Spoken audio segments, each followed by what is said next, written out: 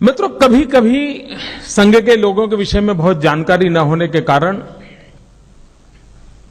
उनकी जीवन की जो ऊंचाइयां हैं उसको समझ पाना बहुत मुश्किल होता है और कभी कभी तो एक आध बात जानने के बाद भी रजिस्टर नहीं होती है। मुझे स्मरण है, परम पूज्य डॉक्टर हेडगेवार जी की जन्म शताब्दी का समारोह हो रहा था। तब जो लोग हमारे वैचारिक विरोधी हैं, उन लोगों ने एक बहुत बड़ा अभियान चलाया था और वो लगातार लिखते थे, बोलते थे, सेमिनारों में चर्चा करते थे। देखो ये आरएसएस वाले कैसे लोग हैं, ये डॉक्टर हेडगेवार को कौन जानता था, नागपुर में भी कोई पूछता नहीं था। एक बहुत मामूली आदमी को बहुत बड़ा बना करके, शताब्दी बना करके घूम रहे हैं, इस प्रकार की आलोचना होती थी। और मुझे याद है उस समय के हमारे सरसंघचालक परम पूज्य रज्जू भैया जी ने बहुत ही सटीक जवाब दिया था। उन्होंने कहा कि हमारे आलोचक जो कहते हैं कि डॉक्टर हेडगेवार जी बहुत सामान्य थे, मैं इसका विरोध नहीं करता हूं। ये सही है कि पूरी संघ व्यवस्था में समाज के भीतर से आए हुए सामान्य लोग हैं। विशेषता ये नहीं है कि लोग सामान्य हैं कि असामान्य हैं, विशेषता ये है कि सामान्य लोगों ने असामान्य काम करके दिखाया है। और जिनको सामान्य नजरों से देख सकते हैं, ऐसे लोगों ने असामान्य काम किया है। मित्रों, इस सारी किताब को पढ़ने से संघ विषय में जो इतने भ्रम है, उन भ्रम का निरसन पढ़ते पढ़ते हो जाएगा। बहुत से ख्याल ऐसे हैं कि संघ यानी ये, संघ यानी वो, संघ यानी दिखना। बहुत सी बातें मैंने इसमें उल्लेख किया है। संघ के लोग यानी मीडियोकर, कोई बड़े प्रभावी लोग नहीं होते। मित्र, इस किताब को पढ़ने से अंदाज आएगा कि अपने आप को खपा देने वाले लोग कितने ऊंचे थे। एक जीवन भर मित्रों, यानी एक जीवन, एक लक्ष्य आमतौर पर मुश्किल होता है। मित्रों, जयप्रकाश नारायण का राष्ट्रीय स्वयंसेवक संघ के साथ संबंध आया तो संघ की बैठकों में एक परंपरा रहती है, जब परिचय करते हैं तो वो अपना संघायु बताता है कि मेरा संघायु 30 साल, मेरा संघायु 25 साल, मेरा संघायु 20 साल।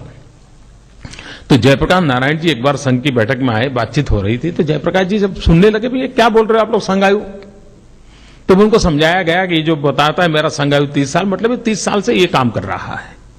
और तब जयप्रकाश जी ने उस बैठक में कहा था कि आमतौर पर व्यक्ति 5 साल 7 साल में नए नए किसी न किसी कार्य से जुड़ता हुआ अपने आप रास्ता बनाता रहता है।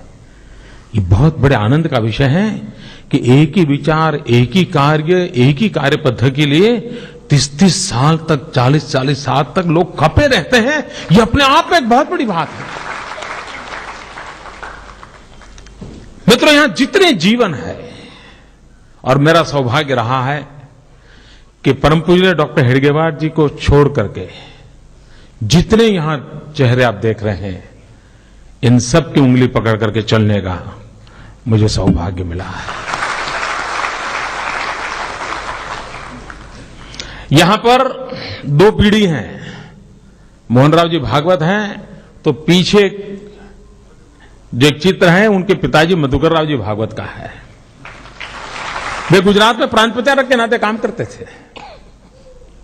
और मैं तो कभी दावा करता हूं कि जितना प्रेम मोहनराव जी को मधुकर जी ने दिया है, उतना ही प्रेम मुझे प्राप्त हुआ है। ऐसे जीवनों के साथ जीने का अवसर मिला,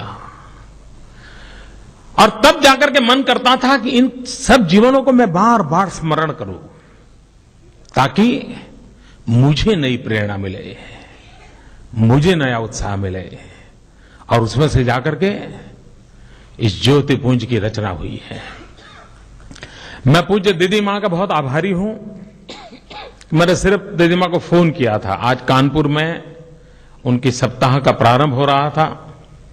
मैंने आग्रह किया, वो कष्ट उठा करके वो आई, और मेरा दीदी मां से परिचय बहुत पुराना है। बहुत पुराना। उनके गुरुजी के साथ मेरा संबंध आया और तब बहुत पहली बार दीदी माँ हमारी आई थी बापू नगर के चकोड़िया महादेव के अंदर, और एक छोटा सा कार्यक्रम उनका चल रहा था।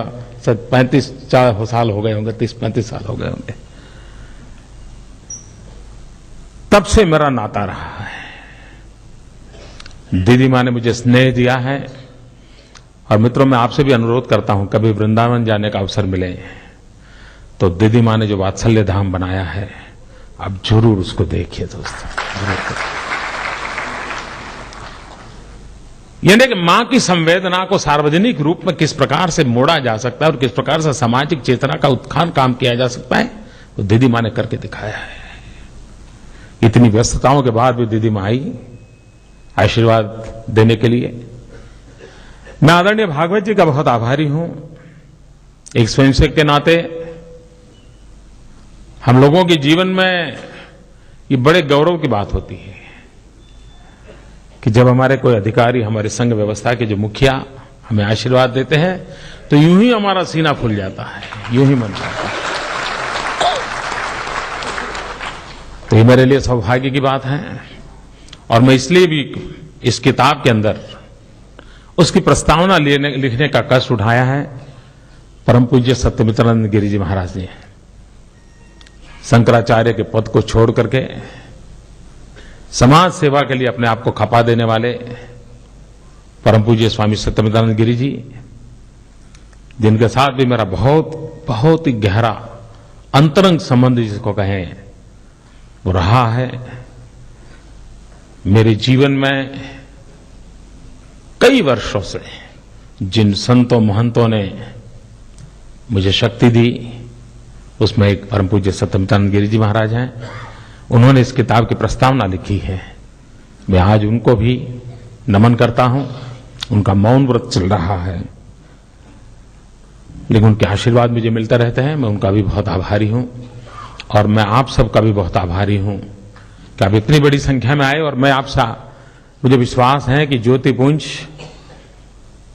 जब आप पढ़ें तो उस लेखक की तरफ मत देखना,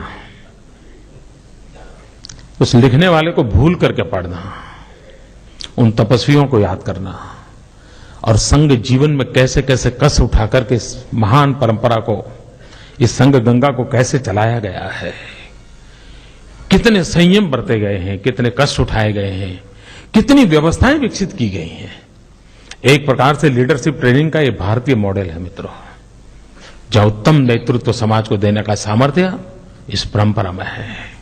और मेरा सौभाग्य है इस परंपरा में मैं पला बड़ा हूं, ये मेरा गौरव है। और ऐसी ज्योतिपुंज किताब गुजरात के सार्वजनिक जीवन की विकास यात्रा को, संगठनों की विकास यात्रा को, गुजरात के ऐतिहासिक घटनाक्रमों के मोड़ का भी इसमें कहीं न कहीं आपको जिक्र मिलेगा। उस समय के लोग क्या सोचते थे उन घटनाओं को, उसका अनुभव आएगा।